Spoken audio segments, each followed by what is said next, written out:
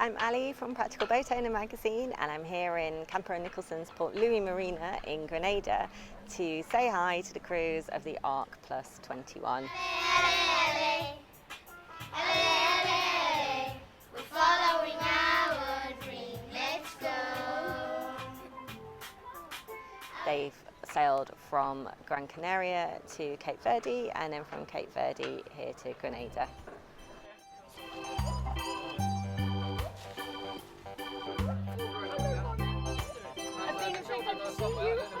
Hi Ali, yeah, hi. Yes, it was okay. It's okay. It's been quite hard work. Probably harder work than I thought, but it's been good. We're very pleased to be here. I'm Trish Jenkins and I'm working with the press side of the event. And this morning we've had a steady flow of arrivals, which has been fantastic because a lot of the people came in overnight. So they've now completed all their formalities, they've done the health side of things, and now they've been brought round to their berths where we meet them, greet them and give them, more importantly, a very nice rum punch. Really great voyage. A bit challenging. First week, no wind, very much wind, but we had our spinnaker. Second week, spinnaker halyards broke twice. We had to climb the mast twice to fix it. Then we ripped the spinnaker.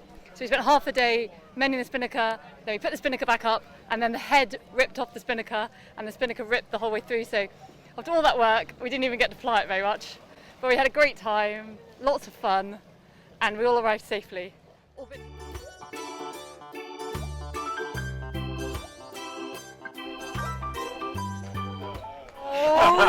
What is it? What kind of fish is it? Huge fish. Blue marlin.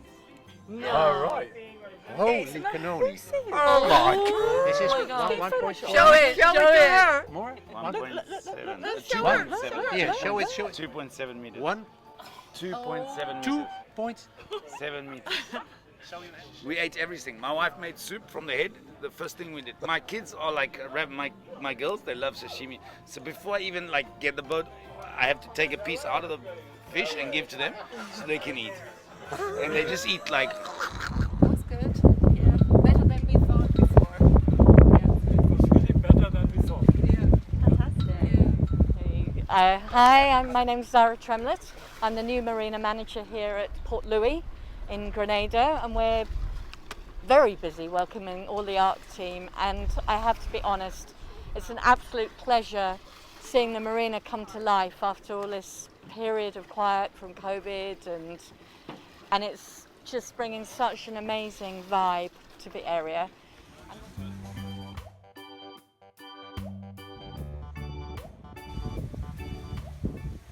There were a couple days early on when the wind dropped to 3 knots that you'd just be bobbing in the ocean without it, so everybody had to run a certain time, and it's part of actually the strategy to try to do well in the rankings. You have to know when to take the engine penalty and how much to take versus going very, very slowly through the water. It was fantastic. First week we had not a lot of wind, had great swims in the Atlantic. Second week we definitely picked up speed, and it got eventful the last 48 hours, to say the least. We found a demasted vessel and towed him in, and it was a steep learning curve for us, I'm sure, as well as him. To me, how it was, I would say horrific.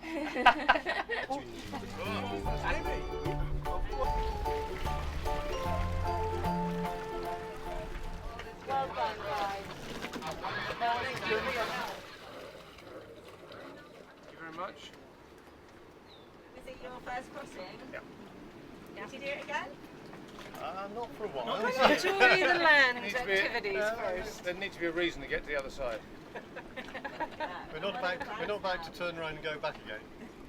What are your plans now? Straight answer, we don't really have them. There's lots of options. We'll probably spend 3 or 5 seasons in the Caribbean. Having a tidy up. How was your voyage? It was great. Special. Special. The mission is accomplished.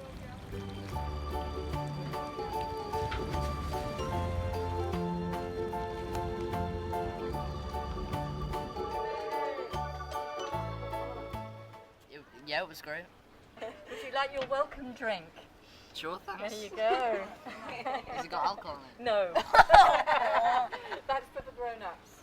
Oh, sorry. We saw a small whale, and I woke up in the morning and I heard a noise like a bird. It was like a bird. So I wake up. I Stuck went in the out of the bed, and my girls, they had to watch at that moment, and they stepped from out the cockpit inside, and they were looking in the bow. For what kind of noise is this? Is there a bird It was inside? like it was stuck And then inside. suddenly we saw nothing inside, and we went out, and there was the noise of a whale, and we saw next to the boat. two dives, and it was It was a small one, but we I think saw not a huge small one, maybe Yeah. 7-8 meters or something, but it was was nice. so cool. And later that day we saw, I think, one or 100, 200 dolphins, and they were In one big group. behind us swordfish, I think, because I saw one jumping out of the water, and they were hunting probably. But like they were everywhere. They were next to us on every side. They were in front of us. They were behind us. It was so cool. Yeah. But they were very fast, so they went away quickly. And I think she liked the fact that we were constantly with her, so she was never alone. So she did very well.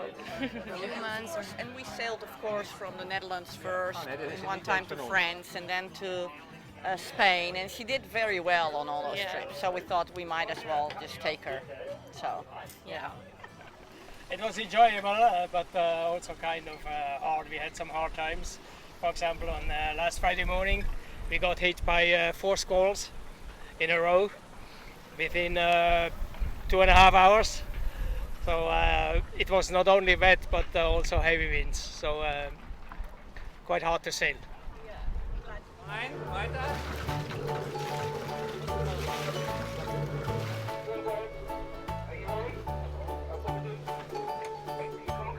What's happened? Cheers, Well done, guys. Cheers. Thank you for this very nice welcome. We appreciate this very much.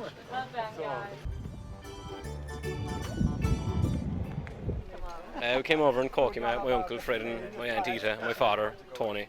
We arrived this morning around 11 o'clock. Last night around 11 o'clock. We were just through customs and everything there now.